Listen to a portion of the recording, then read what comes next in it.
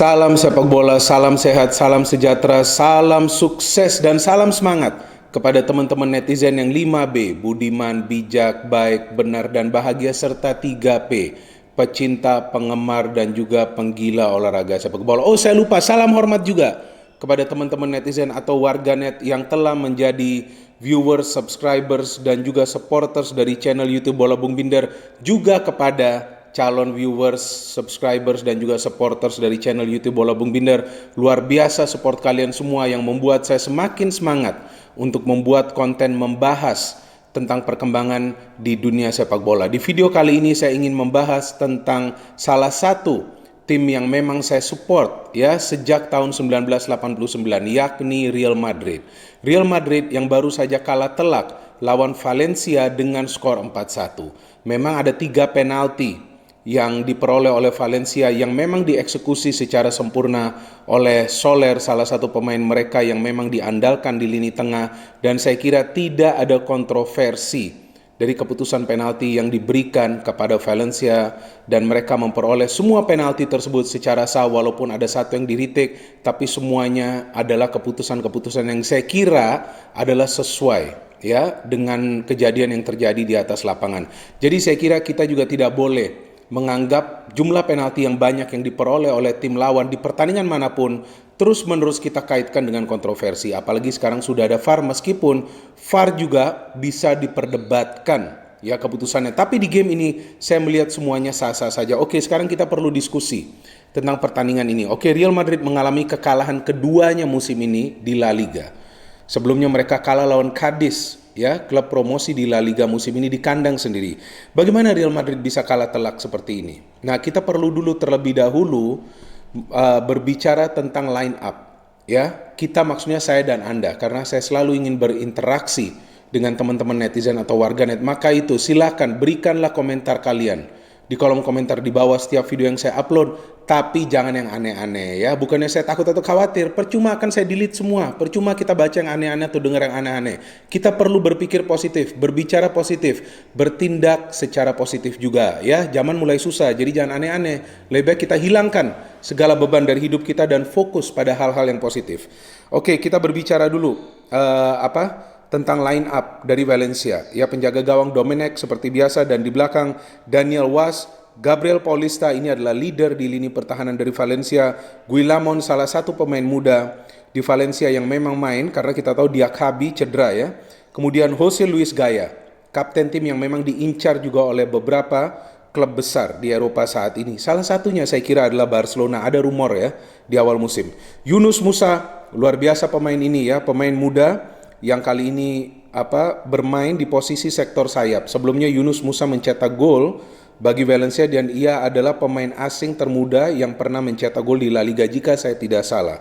Sebelumnya justru ada Lee Kang-in ya, pemain asing termuda yang pernah mencetak gol di La Liga. Kemudian Soler bermain di lini tengah, ada juga Rakitic, kemudian Cheryshev, ini mantan pemain Real Madrid ya, dan kita lihat ada Lee Kang-in dan juga Maxi Gomez di lini depan. Nah, bagi Real Madrid kali ini mereka menurunkan pemain-pemain yang juga tidak selalu ya diandalkan oleh Zinedine Zidane. Di depan sudah pasti nih anak emas dari Zinedine Zidane, Karim Benzema. Kenapa saya katakan anak emas? Karena mau Benzema cetak gol, Benzema sulit mencetak gol, pasti ia akan menjadi starter. Ya, namanya juga pemain kepercayaan dari Zinedine Zidane. Kemudian Vinicius Junior, Isco ya, Isco yang sebelumnya terlihat tidak puas ya karena jarang mendapatkan kesempatan bermain. Asensio, Modric, Valverde, kemana Kroos? Kroos sementara di bangku cadangan. Casemiro tidak bisa bermain. Marcelo, Ramos, Varane, Vasquez. Ini ngeri nih. Marcelo dan Vasquez dua-duanya adalah fullback yang justru akan lebih terlibat dalam proses serangan daripada defending ya, karena memang itulah kelebihan mereka dan ada juga kekurangan dari mereka dalam hal untuk kembali ke posisi mereka agar bisa bertahan dengan baik. Courtois kemasukan 4 gol loh dalam satu game, ini jarang sekali loh bagi Courtois ya. Ia pernah sih ya kemasukan 3 gol, tapi ini 4 gol. Oke, bagaimana pertandingannya? Saya menduga tadinya di awal bahwa Valencia akan mengandalkan taktik counter attack ya. Kenapa saya bolak-balik lihat ke saya punya HP ini teman-teman? Karena saya juga perlu melihat ya catatan-catatan saya biar saya tidak salah. Saya selalu mencatat ya setelah saya menyaksikan sebuah pertandingan agar saya memberikan segala bentuk data dan fakta sesuai dengan apa yang terjadi di atas lapangan. Jadi data dan fakta adalah kebenaran, kebenaran adalah kenyataan. Menurut pengamatan saya, baik Valencia dan juga Real Madrid menerapkan taktik menyerang. Real Madrid memang lebih awal mampu mendapatkan atau membentuk irama permainan mereka sehingga memang mereka mendapatkan lebih banyak peluang di 15 atau 18 menit awal jalannya pertandingan ini. Luka Modric, Karim Benzema, ya mereka mendapatkan peluang. Kita tahu bahwa Valencia akan sulit untuk menyerang dari tengah karena di tengah ini justru Madrid memiliki Valverde dan juga Modric yang memang kita tahu mereka adalah dua pemain yang mengandalkan kerja keras. Isco lebih attacking mode, tapi Modric juga bisalah sesekali turun ke tengah. Nah, sehingga mereka mencoba untuk menyerang, memanfaatkan inisiatif menyerang dari kedua fullback Real Madrid. Artinya Marcelo dan Vasquez memang memiliki kemampuan menyerang yang lebih baik daripada bertahan. Itu yang selalu saya perhatikan di setiap game Madrid dalam 2 musim terakhir. Khususnya Marcelo nih, kalau bertahan sulit dia. Ya, jadi memang Valencia coba menyerang dari kedua sektor tersebut. Luar biasa ini Soler ya, hebat loh ini pemain. Dia musim lalu juga mencetak gol di Mestalla pada saat Valencia bermain imbang lawan Real Madrid. Sama juga seperti Benzema yang mencetak gol musim lalu di Mestalla saat bermain draw 1-1, bahkan Benzema mencetak gol lagi ketika main di Madrid musim lalu ya, saat Madrid menang dengan skor 3-0. Nah, kali ini setelah Valencia unggul 3-1, bagi Valencia ini akan lebih enak lagi. Ya, yang penting curi aja peluang nih dari counter attack dan itu mereka lakukan berkali-kali. Ya, tapi Zidane akhirnya tidak ada pilihan lain ketika Valencia sudah unggul 4-1. Ya, Valencia unggul 4-1 karena memang ada handsball dari Ramos. Ya, Ramos juga ada gerakan tangan ya. Jadi bukan bola mengenai tangan, tapi ada gerakan tangan dari Ramos. Di mana Ramos pun saya kira kewalahan di game ini karena para pemain Valencia mengandalkan speed, mengandalkan teknik ya. Coba teman-teman perhatikan di depan nih bagi Valencia, mereka punya Lee Kang-in, pemain asal Korea yang memang memiliki kecepatan, Maxi Gomez, kepintaran mencari posisi, ada Yunus Musa dan juga Cheryshev. Ini pemain-pemain yang mengandalkan intelijensia tinggi. Jadi sulit juga nih bagi Ramos atau Varane untuk mengendalikan mereka saat dari tengah.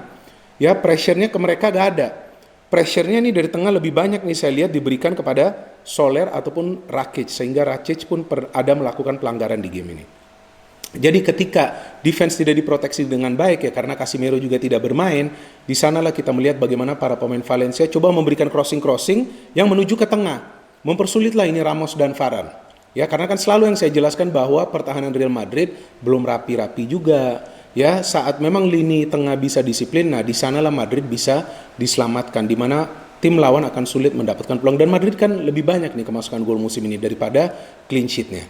Nah, akhirnya Valencia bisa menambah keunggulan menjadi 4-1 dan sepertinya ada reaksi yang cukup terlambat ya dari Zidane, karena saya memang melihat bahwa Vinicius Junior, Asensio tidak berkembang. Vinicius juga mendapatkan peluang tapi tidak bisa mencetak gol.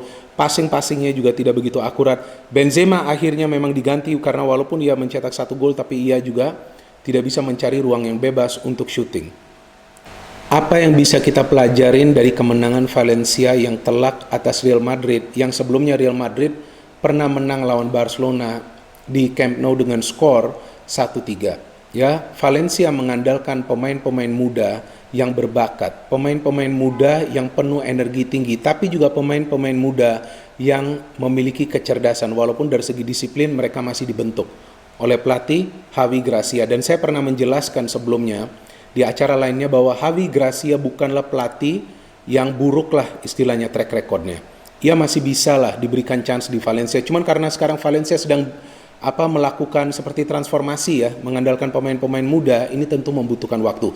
Tapi pemain-pemain muda tersebut bermain dengan motivasi tinggi, dengan kecerdasan, dan juga dengan keras. Ya, dengan keras artinya mereka sama sekali tidak memberikan ruang bagi para pemain Madrid yang berada di tengah. Buktinya Anda bisa melihat bahwa Isco sama sekali tidak berkembang. Karena Isco yang saya kira adalah link player dari tengah ke depan. Jika secara teori formasinya adalah 4-3-3, tapi saya melihat secara permainan formasinya adalah 4-2-3-1, di mana Isco bermain di salah satu posisi di mana ada 3 gelandang menyerang. Ya, Asensio di kanan, Vinicius di kiri, Isco di tengah, dan Benzema sebagai lone striker. Tapi karena Isco tidak berkembang, pengawalannya begitu ketat dari Rakitic, itu yang membuat pola serangan dari Madrid dari tengah sama sekali tidak berkembang, justru fullback terus-menerus maju dan itu dimanfaatkan oleh para pemain Valencia. Jadi saya kira tidak ada faktor keberuntungan atau kontroversi dari kemenangan Valencia ini. Murni mereka bekerja keras, murni mereka pintar cari tahu titik lemah dari Madrid pada saat permainan berjalan karena mereka butuh waktu